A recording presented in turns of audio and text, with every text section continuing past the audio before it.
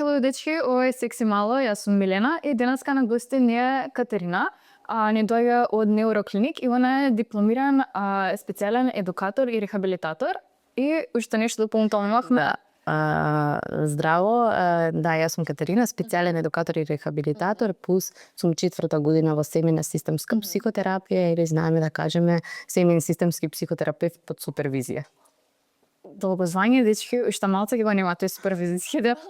Ти држам дека брзо се заврши. Ти се надевам и јас дека брзо ќе заврши. Тоа, денешната тема не е конкретно за психолошка поддршка во училиштата. Искрено, ја малце кога прочитав темава, не ми дојде баш моментот на каков тип на психолошка поддршка има во училиштата, бидејќи во текот на целото моје образование, па ќе те пратам кај психологот било најдреч црвен картон што може да се добие. И некако не ми беше логично, поточно јас никогаш не сум го гледала училишниот психолог како место кај што може да се обратам за помош и за поддршка. Така што дали сметате дека има некако подобрување во оваа гранка, мислам дали има намалување на стигмата кај учениците, дали има заинтересирани ученици само иницијативно да идат кај психологот наместо да биде тоа крај на светот. Фала ти на прашањето. Интересно е како се случуваат промени, на пример, од моја генерација, а одењето на психолог беше само доколку не се однесуваме добро, затоа што се маркираше тоа однесување, а не како се чувствува ученикот. Сега е многу подобро, затоа што јас гледам во пракса дека најчесто и кај во центрите кои што ние терапевтите работиме, младите се тие кои што ги носат родителите, затоа што родителите се уште предпоставувам дека се појавува некој одредено чувство на непријатност кога некој ќе спомне психолог или терапевт и барање на поддршка од тамо. Така да верувам дека и во училиштето и она што јас го знам, сега работам на еден проект за сесии, групни сесии заедно Флуриш се нарекува проектот со одредена колешка за родители и за деца. И имаше голем одзив за тоа, односно за адолесценти. Така да гледам дека не е толку стигматизирана таа тема да се бара психолог училиштето или надвор од училиштето, али многу е важно дека тоа зависи и од самите негови стручни работници и психолози кои што се во училиштето.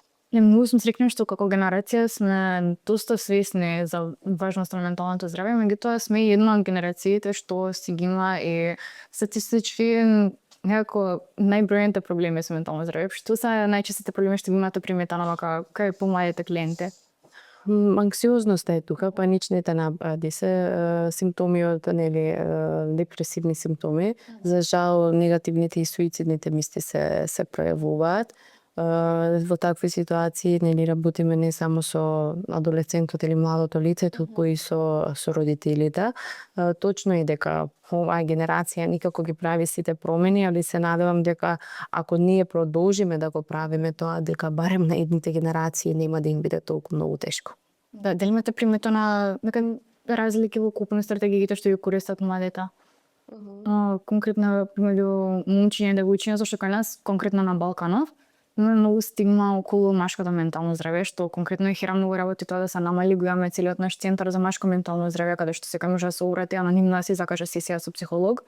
Меѓутоа во поглед на одзивот момчиња и девојчиња, колку е диспропорционално тоа изразено кај вас, како се справуваат едните и како се справуваат другите? Кај мене во пракса повеќе одзивот е кај девојчиња, дури тоа не само кај младите и кај возрастните, некако повеќе одзивот е кај женската популација, за разлика од машката страна, и супер е тоа што имате таа иницијатива во Хера и да е анонимно, затоа што мислам дека така многу повеќе ќе се охрабрат. И тоа никаде потекнува, мислам од она, ајде да речем, родови стереотипи кои што кај нас се уште го има, дека машката популација не смее да покаже слабост. И што значи слабост? Дека постојано треба да се движи низ тајна рамка на храброст, јачина, можеби некоја ригидност која што оде во агресивност, и тука веќе не се случува да они се повлекуваат и не бараат. Да. За можеби кај девојчињата е така што стереотипно ние сме самосвесни. Ама доколку од другата страна, како ние да приметиме знаци на некаков тип на расстройство или барање на помош од другата страна, како ние да приметиме за може да му посочиме на нашиот другар или колешка, другарка, дека може да се побара психолошка поддршка? Кои се некои знаци вака што можеме да ги забележиме? Помешто и помеѓу другарите или во училиште, во самото училиште, што може да се забележи тоа да имаат пат на фокус и внимание, отсуство, Имаат аналитична мисла во текот на зборувањето, знаат да се пожалат над не спием добро, имам проблем со спиењето во училиштето, може да се забележи отсуство од самата настава, значи или одреден конфликт со одреден пријател или другар, така да тоа се сите црвени знаменца кои што можат да упадат нели ние да пристапиме безбедно во комуникација и да го опатиме тој некој да побара психолошка поддршка. Да, конкретно многу често само тоа што читав, наведено е дека училишниот успех како еден од индикаторите за опаѓање на училишен успех, дека детето е во лошо психолошко состојание, меѓутоа дали тоа навистина може да биде реалибиран индикатор вака според вашето искуство? Бидејќи јас сум запознаена и лица кои што да имале психолошки проблем, патувачи на пад на успехот, меѓутоа има и голем дел од лица кои што имаат акутна депресија или стравуваат дека средината ќе ги доживеа на поинаков начин доколку дозволат да им упадне училишниот успех и сега на површината тоа може да изгледа комплетно скоцкано 5-0-0, 10-0, што и да е, а да има посериозен проблем.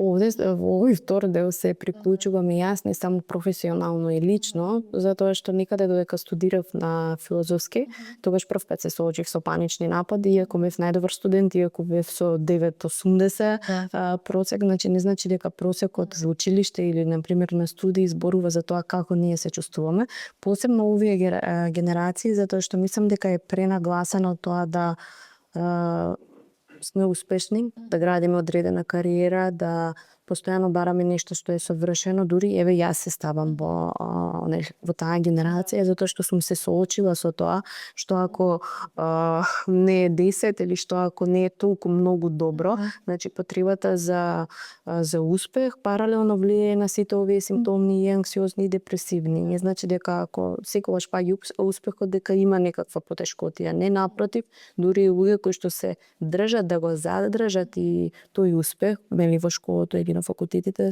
кај ме се случува нешто мели во себе ментално кој што треба да се детектира и затоа се добри оние мислам јас од секогаш додека бев и асистент на филозофски на специјална едукација, нашите вежби беа малце поинакви за разлика од другите. Често пати воведувавме вежби за саморефлексија, односно како се чувствуваат студентите, затоа што тоа е многу потребно во однос на целата работа.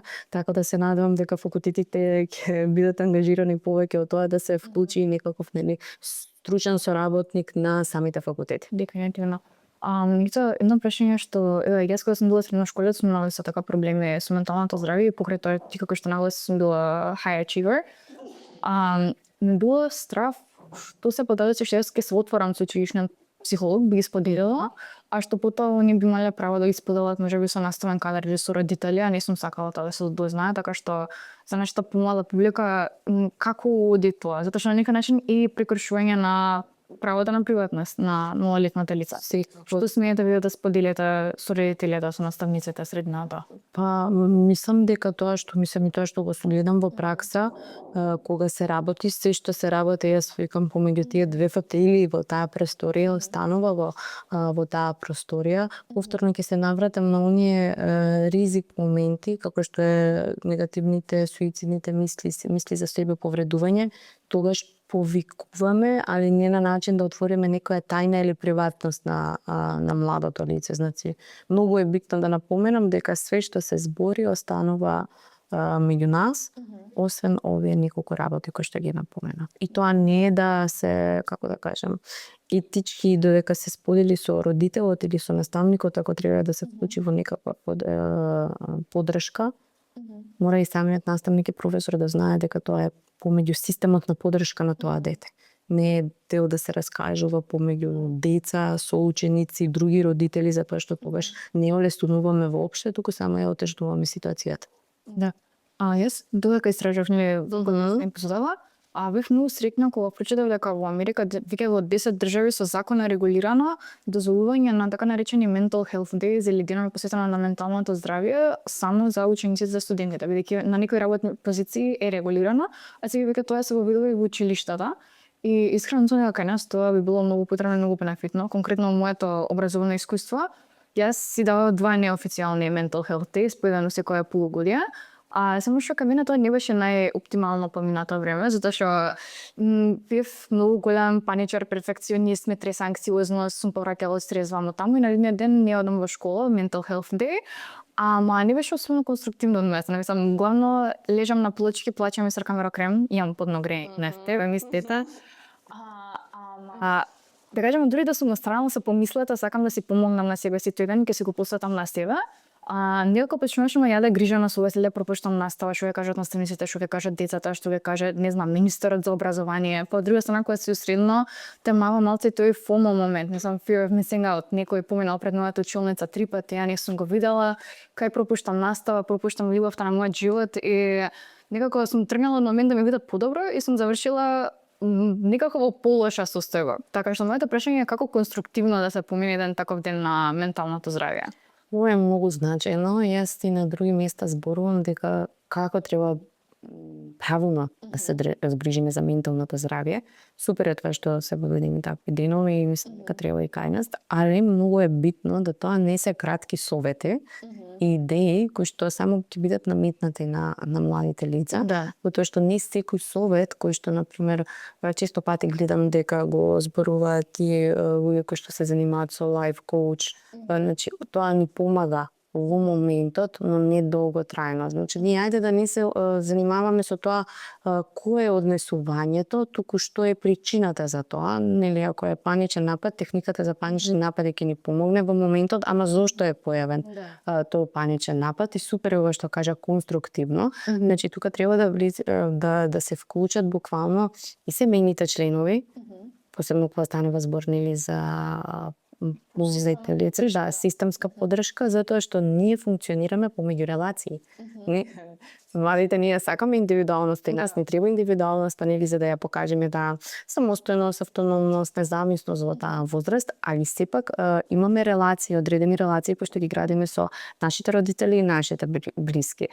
Значи, супер е да има такви денови и тоа во училиштата, во нели на факултетите, па дури и во самите семејства. Убаво би било секое семејство да Дечки треба ден за ментално здравје се заклучува. Пријатно. Да. Така да ни да биде доста конструктивно, доста внимателно би рекла, пошто јас некако имам чувство од моите млади кои што доаѓаат дека многу се збунети. Па се што се пласира на социјалните мрежи, тоа дополнително ми ја зголемува анксиозноста. И иако е за ментално здравје. Да, доста се збунети на прашањето што е анксиозност, како се појавува, дали ова ми е анксиозност. Доста сте збунети за тоа, мене не ми помага техниката за дишење, нели тоа и помага на моја другарка, значи не е само техниката за дишење, нели не е само долгорочно што има долгорочно. Значи работата на седне е процес, животен процес и во одреден дел од животот тоа ќе биде поинтензивно. Или во одреден момент ќе ги средиме, ќе ги затвориме некои работи, ќе ставиме окей, ова е средено, па можеме нема да се гледаме со терапевтот, али во одредени пак кризни ситуации правиме таа средба. Да, мене лично мислам дека тоа што на долгорочен план почнав да гледам резултати кога бев конзистентна со тие некои техники што ги воведов за регулација. На пример, мене ми помагаше тоа што викаат journaling или водење на дневник. Некои луѓе ми помага кога си ги процесираат така емоциите, може преку поезија, може преку проза. Исто така, ја бев детето што се смееше на сите што ќе ми кажат, не знам, ја медитирам, ја дишам, ја вамо таму. Последните 2 години нема ден да не медитирам. Значи, кој што сака нека кажем лена гушка дрва, не е проблем да пробаш и нешто што е контра од твојот карактер, експериментирај дека нема најдеш твојот начин за што тебе ти помага да се изрегулираш. Мислам, на крајот од денот ти живееш за себе си. Така што многу убаво. Што е вапа твое искуство? Што имаш ти направено што ти би помогнало да се промениш како личност долгорочно? Тоа што јас подели дека си сличен случај за мене. Додека студирав, имав многу потреба да читам книги и да учам, нели навор од тоа што беше дел за испити, за колоквиуми, значи читањето на книги ми помага многу ми помогна вклучувањето на тогашна група за фобија и анксиозност, значи групна психолошка работа. Тоа навистина многу ми помогна и ми ги отвори овие техники како медитација, физичка активност, но за разлика од на пример лани овој период, вежбањето и физичката активност ми беше напор. Затоа викаме дека нашето тело ни праќа знаци конкретно што е тоа што на секој му треба. Дали тоа е левитација, дали тоа е вижбање, дали тоа е можеби не знам дома во своја соба 1 сат гледање во празен цид и размислување, значи секој има своја потреба затоа што јас секогаш викам нашето тело ни праќа одредени знаци кои што ние треба да ги слушаме. Значи не може да го одвоиме телото од умственото или телото од емоционалното. Тоа е све заедно. Сум малку чудно, уште една работа што прочитав, па ќе преминам на следната тема, беше некој истражување за така наречен floor time, буквално кога луѓе се чувствуваат како да им доаѓа премногу силна емоција или нешто, техниката е да си легнат на под и да се зјапат у плафон. И тоа ги смирува. И јас пробав, стварно функционира. Не знам, овој пат не беше под нагрејање, беше само така на под, ама стварно ми делуваше на нервниот систем некако и јас успеав да се изрегулирам. Тоа е кога го прочитав си знасмев, ама стварно функционира, така да дечки експериментирајте по дома. Да, треба да пробуваме повеќе техники и доколку нештата не функционира за нас, тоа е окей, не значи сам окей да сме поразлични од другите, окей да нешто друго ни се допаѓа и друго функционира за нас. Да. Вера, сега задачнавме преска темата, може да няма довршив на јас, некако ми дојде момент на транзиција, од еден факултет се префрлив на друг. Се прв на катедрава за психологија, малце како риба на Марс и прв академски час ни кажуваат се. И на крај да ме прашувате дали имаме прашања и една колешка дига рака и праша дали има психолог. И некако професоркава се насна и рече па ние сите тука сме психолози. И девојче му рече да појасни дека она бара психолог за психолошка поддршка. И во цел амфитеатар имаше штама, затоа што ние сме на место каде што наводно свеста за менталното здравје и колку е тоа важно на многу високо ниво, сите сме психолози таму, ама немаме ниту еден психолог за психолошка поддршка. Така што моето прашање е од твое искуство, колку мислиш дека би било бенефитно да се води некаков барем тип на советник за студентите во прва година или сите години од образованието, затоа што стварно знаем да биде момент на огромна транзиција. Ми се распаѓа тоа микроуниверзум што сме го имале претходно. Во ниеден момент не сум размислила зошто во основно и во средно е вклучен психологот, а на факултет не и сигурно дека ќе биде од исклучителна важност. Интересно е дека тоа се случува кај колеги психолози да има штама, затоа што една од пораките дека и ние терапевтите, психолозите или сите кои што се занимаваме со ментално здравје исто така посетуваме психолог. И тоа е од исклучителна важност и за нашата работа во однос на тоа колку јас ќе бидам квалитетна во однос на работата на клиентот. И тука се тие супервизиски часови, не интервизија, не индивидуални психотераписки часови за нас, така да доколку тоа се започна уште на самите студии, мислам дека многу попродуктивни ќе бидат и студиите. Да. Мислам, додека ги натераме укинци да ни поведат психолог, психотерапевт на факултет. Кои се некои техники што мислиш дека можеме како студенти ние да си ги спроведуваме? Ја конкретно читав за некој body систем, тип на поддршка, си имаме другарка, колега, колешка, што не држи одговорни, па заедно се туркаме. Имав прочитано примери за студенти, ментори, што се биле еден на друг, си помагале така да се мотивираат за ментално здравје и за се. Дали имаш видено некој друг тип на пример? Ова е добро затоа што така го градиме системот на поддршка и односно пак се впуштаме во тоа, градиме релации, функционираме преку релации, не индивидуално, иако сакаме нели да е индивидуално. Мислам дека има и преку Хера, а и други институции каде што имаат баш групни советувалишта за млади и кога ние тоа го споделуваме со некој друг, значи се чувствуваме дека не сме сами, без разлика низ што поминуваме. Мене тоа најмногу ми помогна, тоа гледам дека ми го кажувам и на пример моите клиенти и гледам дека и нив тоа им помага, така да формирањето на еден систем на поддршка околу себе, со лице кои што веруваме и се чувствуваме безбедно е едно од првите чекори за да се чувствуваме подобро. И сега сите оние кратки совети, јас некако секогаш се држам на тоа да не ги кажувам, затоа што е многу индивидуално. Се случува да на одредени подкасти емисии кога ние зборуваме за кратки совети добиеме некаков фидбек, не на сите ова одговара, не на сите ова му е добро, така да мислам дека самото младо лице, сите овие млади лица кои што ќе гледаат, сакам да ја извлечат онаа главна поука дека сите ние индивидуално имаме право да си користиме техники кои што нас не одговараат. Нормално во граница да тие нели се здрави и да не треба да се чувствуваме пофункционално. Ако ништо до сега сме го правеле и тоа не функционира повеќе, тогаш се поставува прашањето што би направила поинаку. И ми ступа на тоа што Фреса го даде и примерот за приклучување во такви групи за борба против фоби или уопште било каков тип на група за поддршка, а бидејќи мислам дека клучно е малце да се успори темпото на живот. Со на мојата генерација има многу широко прифатена таа хасл култура. И кај мене јас сум фанала таа замка, мислам јас се убедувам дека морам да студирам, да работам, да волонтирам, да правам Господ знае какви бизнес идеи, на крај сум лутана сама себе што немам бизнес империја вчера. Така што стварно е клучен момент да се фокусираме на сегашноста, на луѓето кои што ги имаме, релациите кои што ги градиме и на некој начин се ова ќе биде така многу будистички, ама дечки благодарност. Да. Јас имав едно прашање кога влиува во различни идеи, проекти да можам да постигнам свекаде. На крај само завршив во една брнаут состојба која што навистина долго време ми требаше да излезам од истото. И прашањето кое што јас лично си го поставив за каде брзам.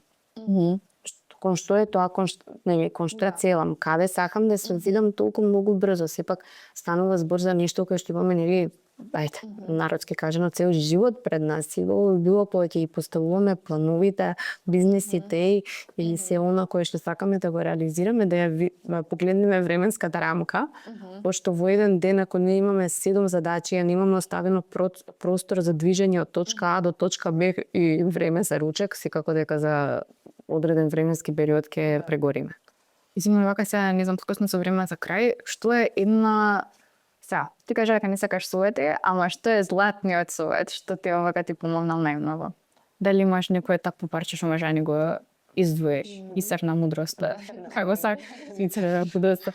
Јас би кажала дека пред се секое младо лице треба да се ослуша своето тело, затоа што телото ни праќа секогаш многу гласна порака.